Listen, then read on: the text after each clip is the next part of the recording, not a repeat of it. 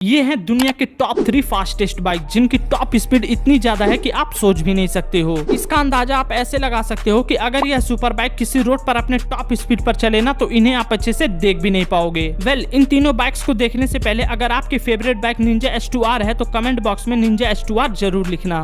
Number 3 पर आती है सुजुकी हायाबुसा जिसकी टॉप स्पीड है 299 kilometre per hour. Next number 2 पर आती है BMW की S1000 RR जिसकी टॉप स्पीड है 303 किलोमीटर पर आवर। अब लास्ट नंबर 1 पर आती है दुनिया की फास्टेस्ट बाइक निंजा H2R जिसकी टॉप स्पीड है 400 किलोमीटर पर आवर। एंड ये बाइक 0 से 100 किलोमीटर पर आवर की टॉप स्पीड मात्र 2.8 सेकंड्स में ही अचीव कर सकती है।